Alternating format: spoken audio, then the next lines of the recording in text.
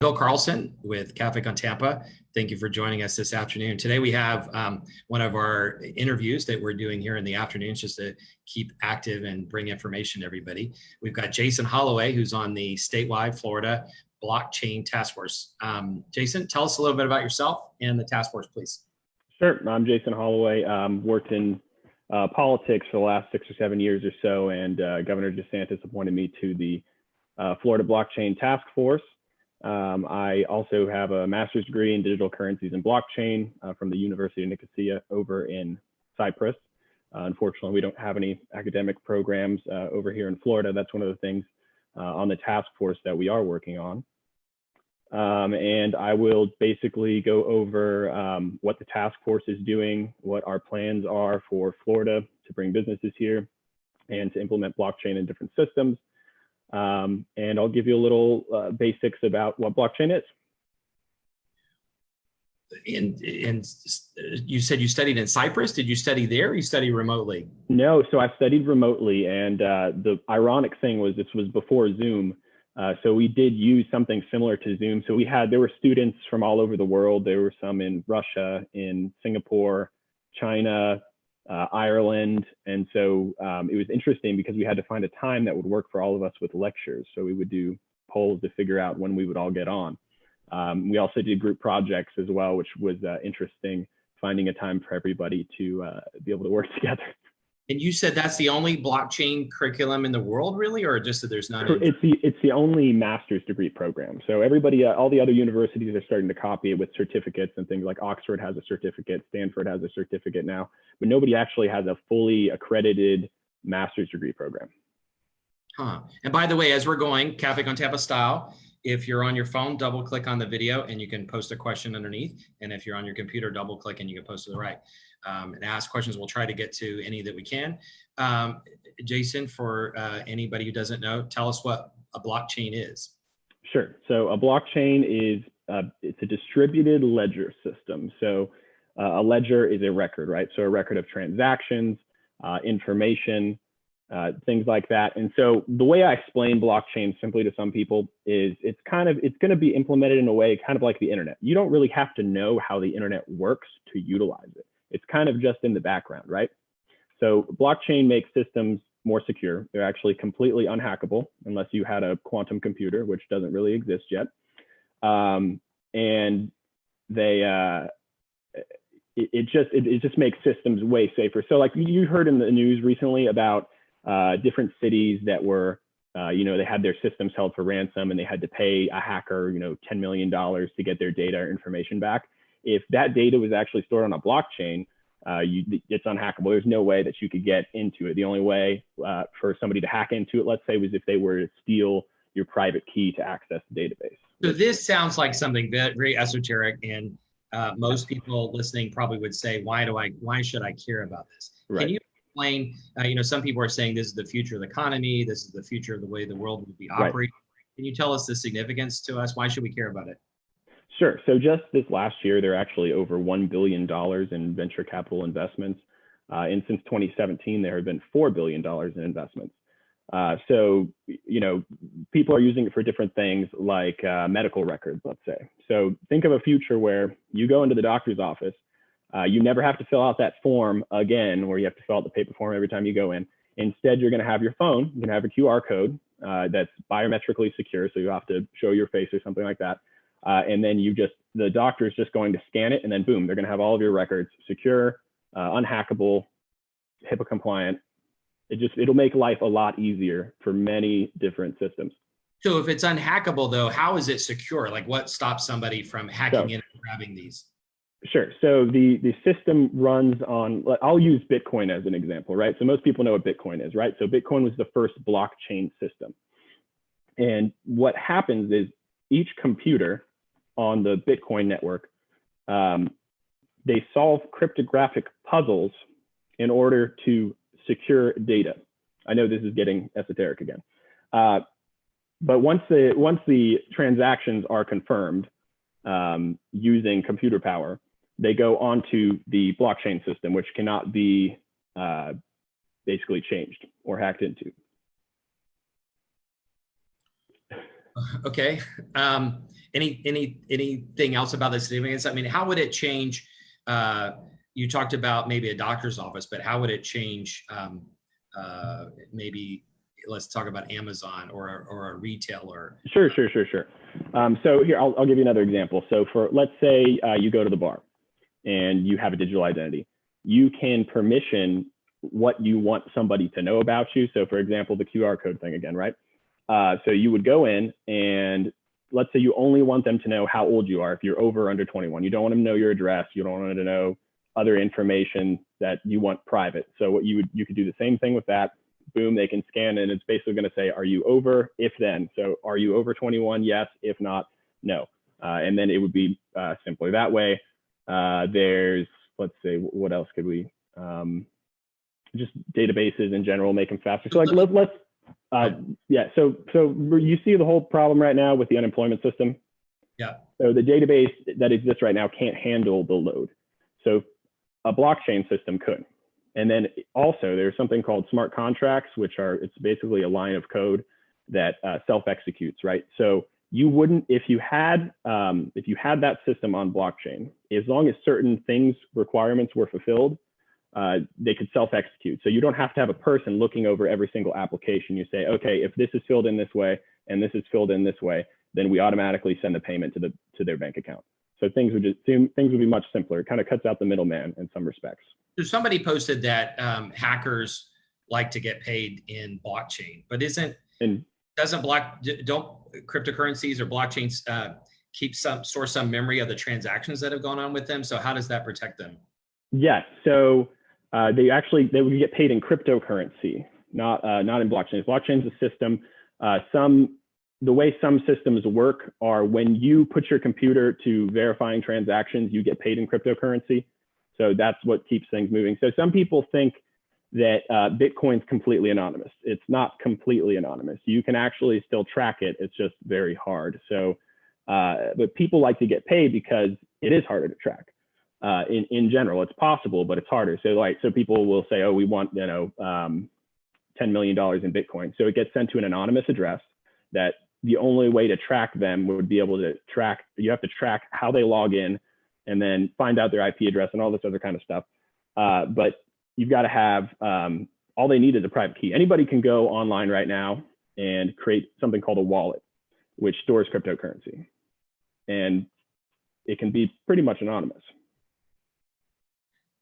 So I made the mistake of interchanging cryptocurrency and blockchain, and apologies to everybody.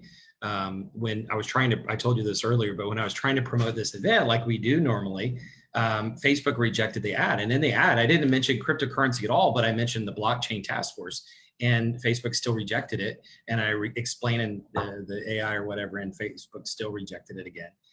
So can you tell maybe anybody from Facebook who's listening and also our audience, what's the difference?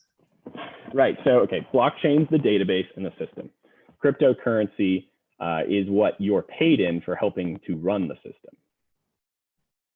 Okay. And how many different kinds of cryptocurrencies are there now? Oh, Jesus. There are thousands and thousands and thousands. So when cryptocurrency, so the first blockchain system was created in 2009, which was Bitcoin.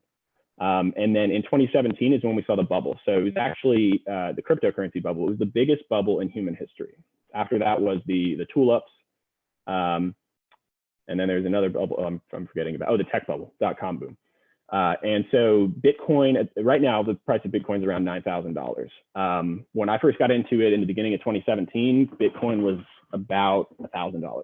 It actually went up to $20,000 near the end of 2017 before it crashed. And then it came back.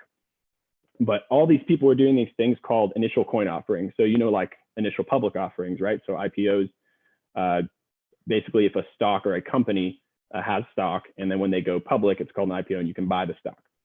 They were doing the same things with something called initial coin offerings. So you'd have a product or a system, like let's say I'm going to do medical records on blockchain, and I'm going to have a token that helps run the network, and I'm going to call it Medcoin. And so what you could do is you would buy one of the bigger cryptocurrencies with money, like let's say Bitcoin, and then you would pay that company, you'd send money from your digital wallet on your computer to their wallet, and then they would pay you in that token, Medcoin. And then you're just speculating basically if this company takes off, this Medcoin might be worth something, right? So you saw, tons of people putting in so much money into these projects, millions and millions of dollars, and most of them crashed because they were complete frauds, basically. There was one man, I remember seeing a story. It's actually pretty sad. He took out, he sold his house, bought Bitcoin near the top of the market, moved over to Europe, and the news interviewed him and said, and asked him why he did it. And he said, well, Bitcoin's, this is the future of money. And I know it's going to keep going up. So you'll see in the news sometimes some people, Mark Cuban or various figures will say, so, oh, Bitcoin's going to go up to $50,000. Oh, it's going to hit $1 million by the end of the year. And there's just wild speculation on the price. And it's a really interesting field.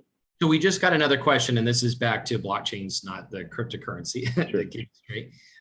The question is, would this help prevent identity theft, or might this be used by states with voter ID laws?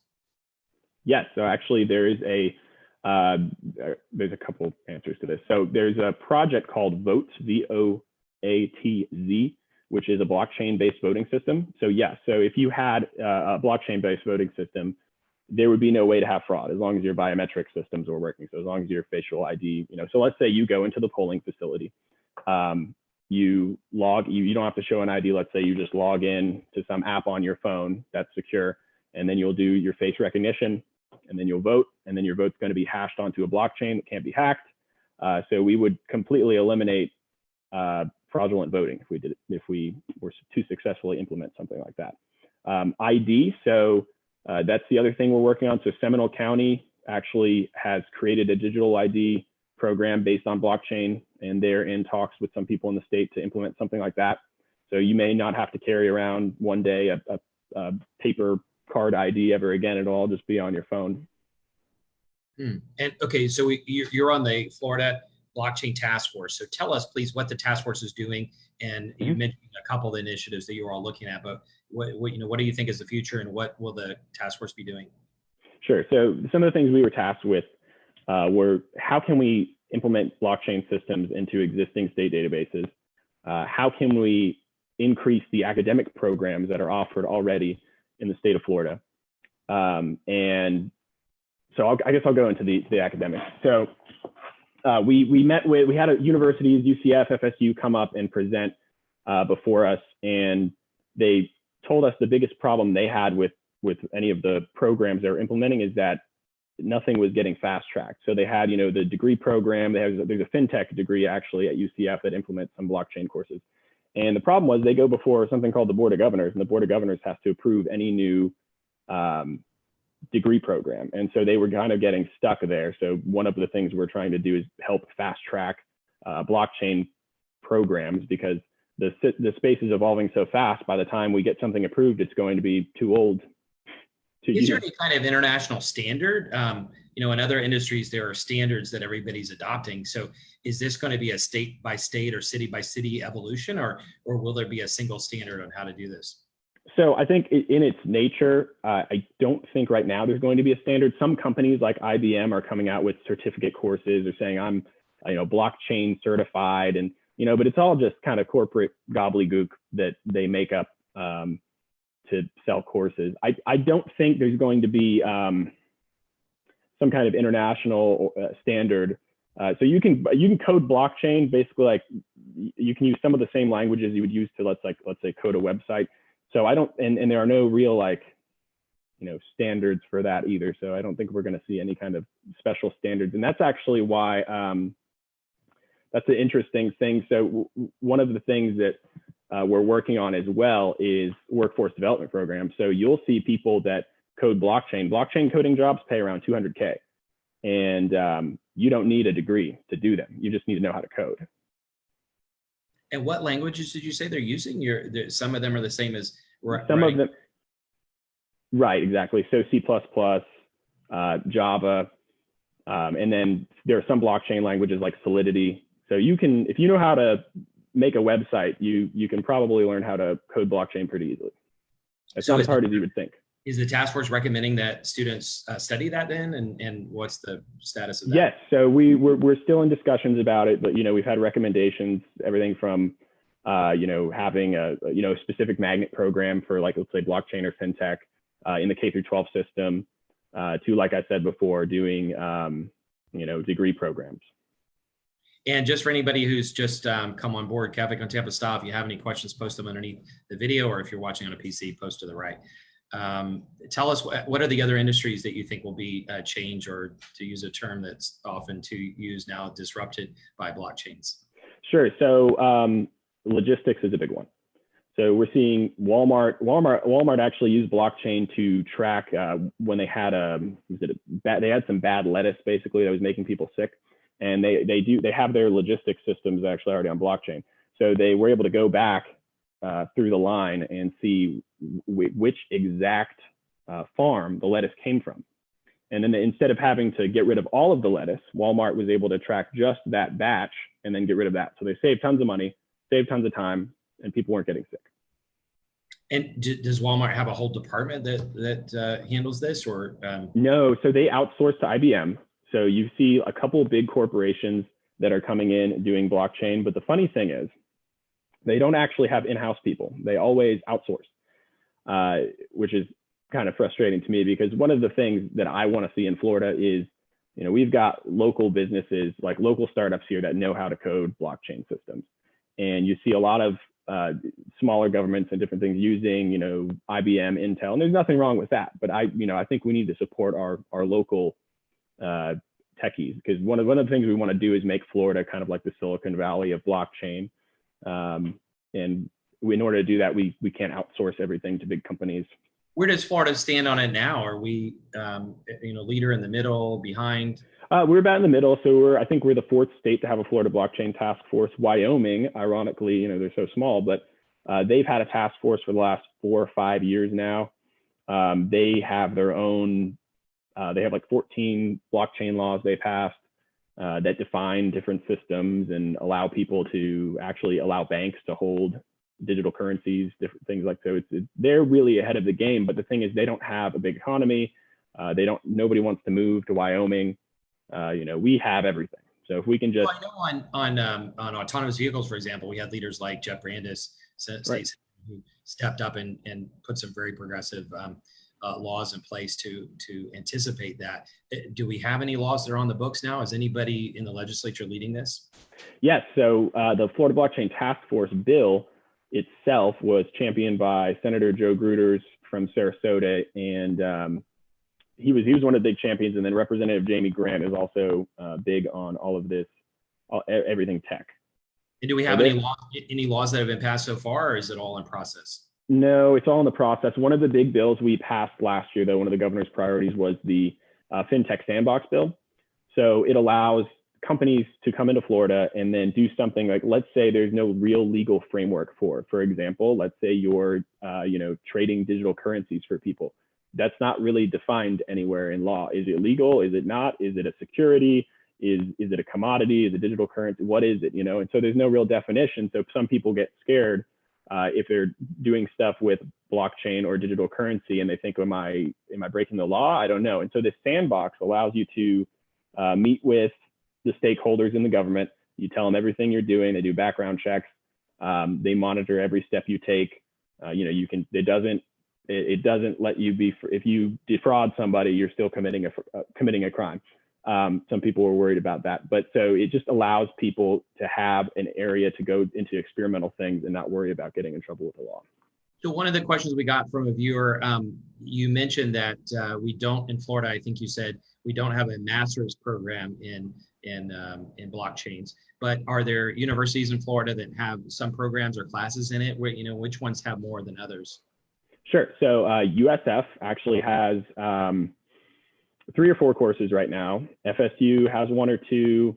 Tallahassee Community College actually is building a blockchain center as well. They have a few courses. Like I said, UCF does, because they do have the master's in Fintech, which is short for financial technology. UF has 1 course right now, and some of the colleges and universities in South Florida are working on curriculum as well. Is there anything, in economic development, people talk about building a cluster and what are the necessary inputs and tools that you need for a cluster? Is there anything that we need to be able to build a cluster in blockchains? Do we need supercomputers? What is it that we need? You really just need committed, passionate people in a closed space that can work together, kind of like all the co-working spaces we see around Tampa Bay. A lot of the blockchain startups all have little offices in the co-working spaces. So really what we need is the education, though, to be honest, more than anything. And is the task force going to have an education component? Well, that's going to be part of our report. Is like I said, about getting educated, right? So educating people about getting educated, exactly. Hey, another question that came up: should the state have their clerk and property appraisers put their records on blockchains for security? And also, what about voting records? Yes to all of those. So I've actually already met with the property appraiser over here in Pinellas County, Mike Twitty. He was interested. He said last time I met with him, as soon as one of my business partners and I finished our digital identity program, and after COVID's over, of course, we're going to go meet with him and show him the product. And then I'm working on. I was in the middle of setting up all these meetings before COVID with different constitutionals about using blockchain systems, but everything kind of went by the wayside there. So that's actually blockchain is another good thing that we could use for if we end up doing antibody testing for COVID, we could track people using that. And does the state need to regulate it and require it, or require standards, or is it just selling people on the idea of it?